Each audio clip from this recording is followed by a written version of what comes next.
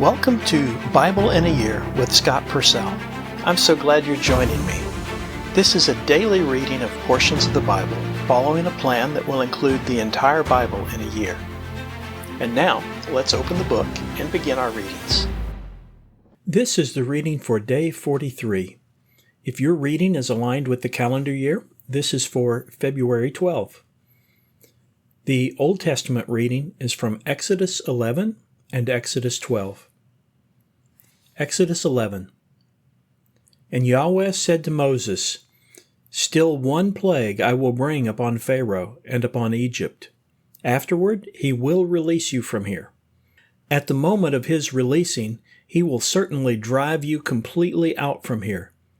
Speak in the ears of the people and let them ask, a man from his neighbor and a woman from her neighbor, for objects of silver and objects of gold. And Yahweh gave the people favor in the eyes of Egypt. Also the man Moses was very great in the land of Egypt, in the eyes of the servants of Pharaoh and in the eyes of the people. And Moses said, Thus says Yahweh, About the middle of the night I will go out through the midst of Egypt, and every firstborn in the land of Egypt will die, from the firstborn of Pharaoh who sits on his throne, to the firstborn of the slave woman who is behind the pair of millstones, and every firstborn animal. And there will be a great cry of distress in all the land of Egypt, the like of which has not been, nor will be again. But against all the Israelites, from a man to an animal, a dog will not even bark, so that you will know that Yahweh makes a distinction between Egypt and Israel. And all of these your servants will come down to me and bow to me, saying, Go out, you and all the people who are at your feet, and afterward I will go out. And he went out from Pharaoh in great anger. And Yahweh said to Moses, Pharaoh will not listen to you, so that my wonders may multiply in the land of Egypt.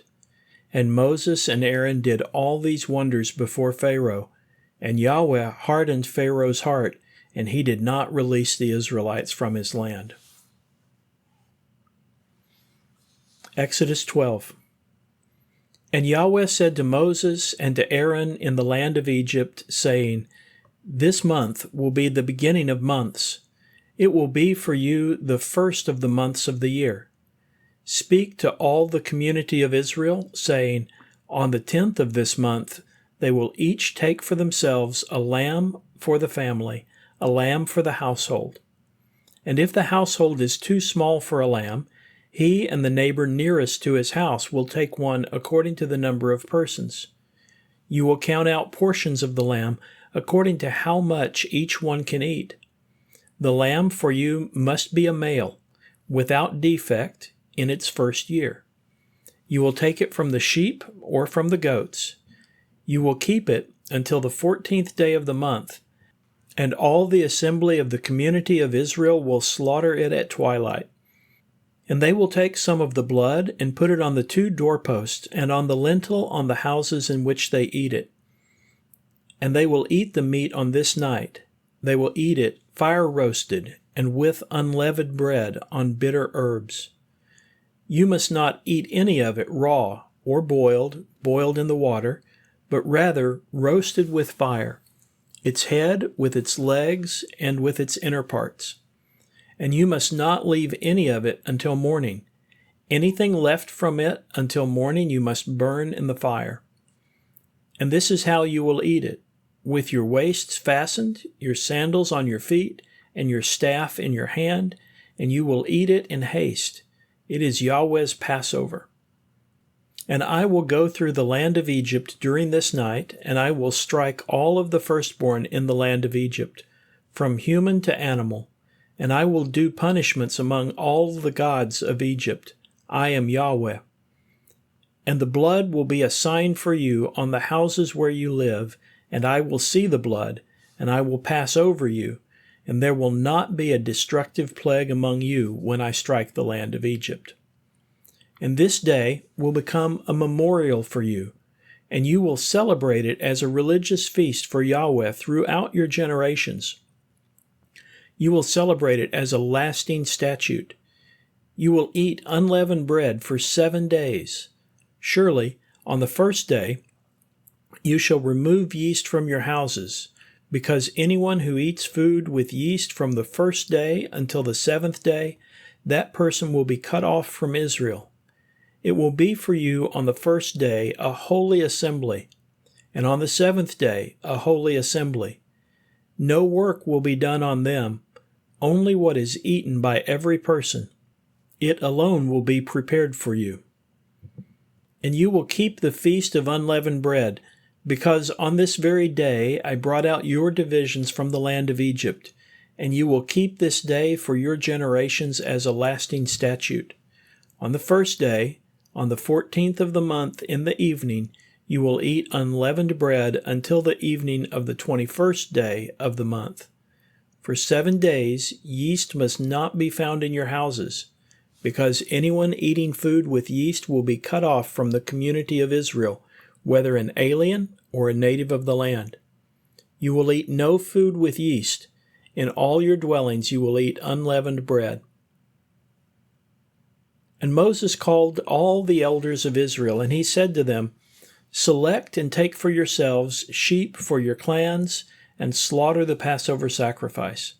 And take a bunch of hyssop, and dip it into the blood that is in the basin, and apply some of the blood that is in the basin to the lintel and the 2 doorposts. And you will not go out, anyone, from the doorway of his house until morning. And Yahweh will go through to strike Egypt, and he will see the blood on the lintel and on the 2 doorposts, and Yahweh will pass over the doorway and will not allow the destroyer to come to your houses to strike you. And you will keep this event as a rule for you and for your children forever. And when you come into the land that Yahweh will give you, as he said, you will keep this religious custom. And when your children say to you, What is this religious custom for you? You will say, It is a Passover sacrifice for Yahweh, who passed over the houses of the Israelites in Egypt when he struck Egypt, and he delivered our houses. And the people knelt down and they worshipped. And the Israelites went, and they did as Yahweh had commanded Moses and Aaron. So they did. And in the middle of the night, Yahweh struck all the firstborn in the land of Egypt, from the firstborn of Pharaoh sitting on his throne, to the firstborn of the captive who was in the prison house, and every firstborn of an animal. And Pharaoh got up at night, he and all his servants and all Egypt, and a great cry of distress was in Egypt, because there was not a house where there was no one dead. And he called Moses and Aaron at night, and he said, Get up, go out from the midst of my people, both you as well as the Israelites, and go. Serve Yahweh as you have said. Take both your sheep and goats as well as your cattle, and go, and bless also me. And the Egyptians urged the people in order to hurry their release from the land, because they said, All of us will die. And the people lifted up their dough before it had yeast. Their kneading troughs were wrapped in their cloaks on their shoulder. And the Israelites did according to the word of Moses. And they asked from the Egyptians for objects of silver and objects of gold and for clothing. And Yahweh gave the people favor in the eyes of the Egyptians. And they granted their requests, and they plundered the Egyptians. And the Israelites set out from Ramses to Succoth. The men were about 600,000 on foot, besides dependents. And also a mixed multitude went up with them, and sheep and goats and cattle, very numerous livestock.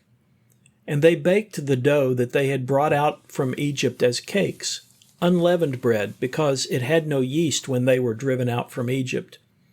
And they were not able to delay, and also they had not made provisions for themselves. And the period of dwelling of the Israelites that they dwelled in Egypt was 430 years. And at the end of 430 years, on this exact day, all of Yahweh's divisions went out from the land of Egypt. It is a night of vigils belonging to Yahweh for bringing them out from the land of Egypt. It is this night belonging to Yahweh, with vigils for all of the Israelites throughout their generations. And Yahweh said to Moses and Aaron, This is the statute of the Passover. No foreigner may eat it, but any slave of a man, an acquisition by money, and you have circumcised him, then he may eat it. A temporary resident and a hired worker may not eat it.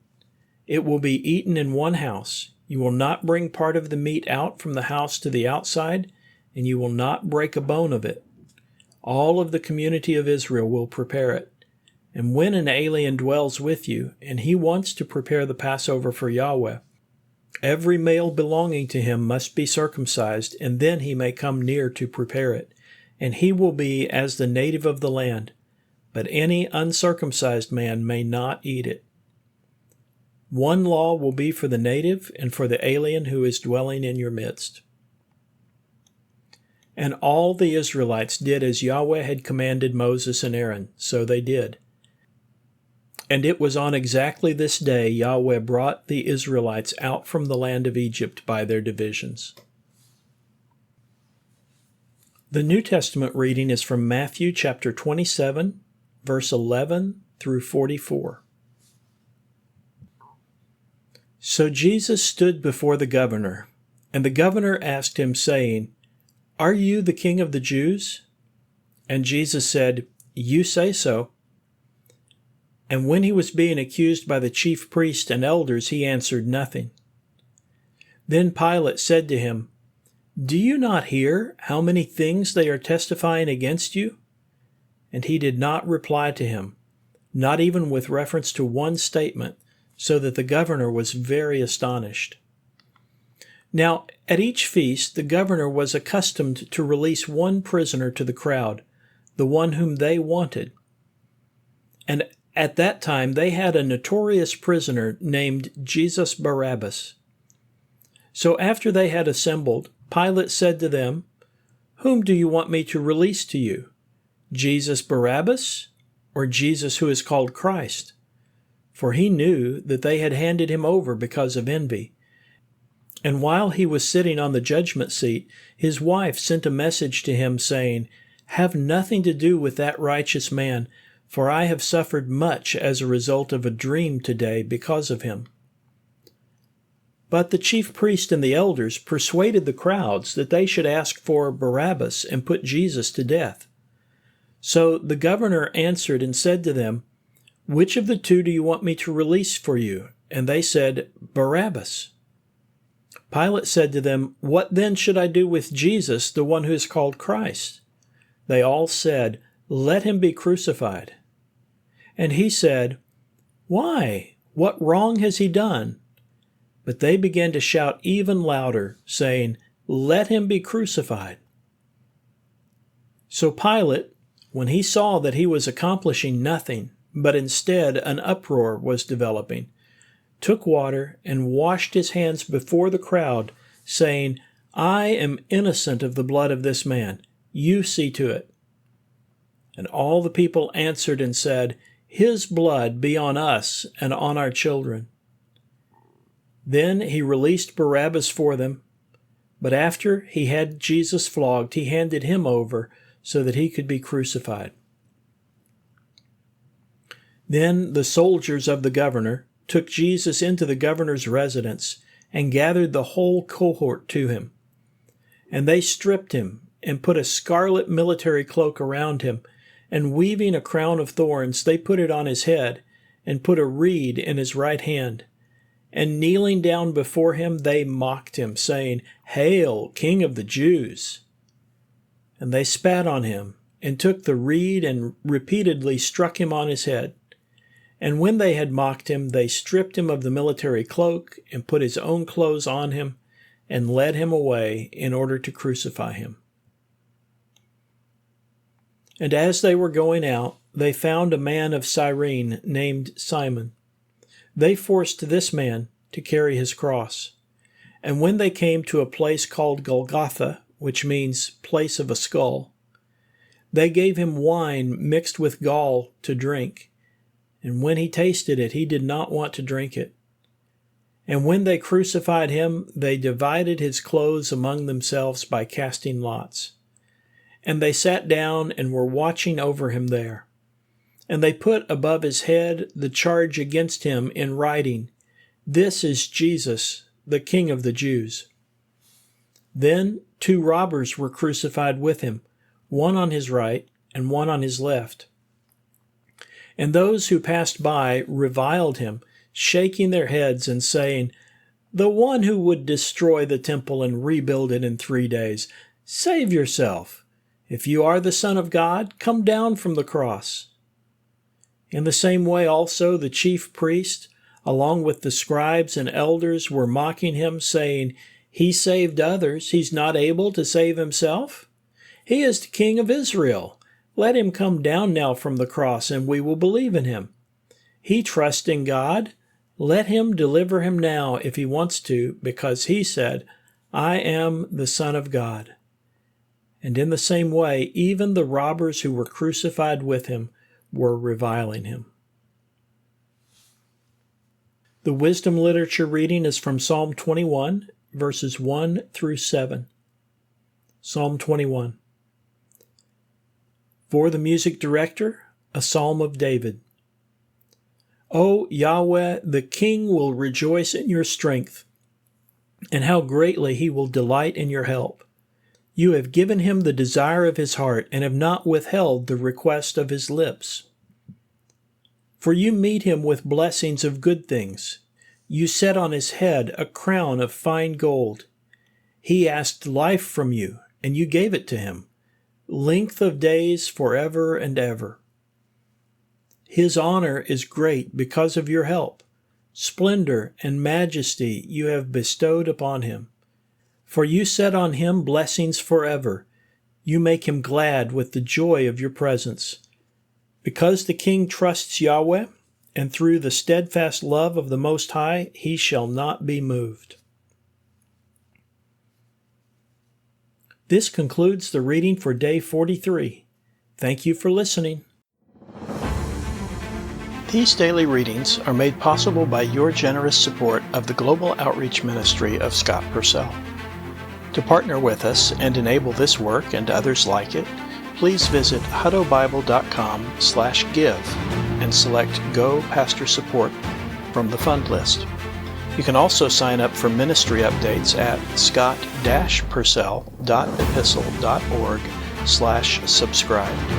Both of those links can be found in the podcast description. Thank you for helping us share God's Word.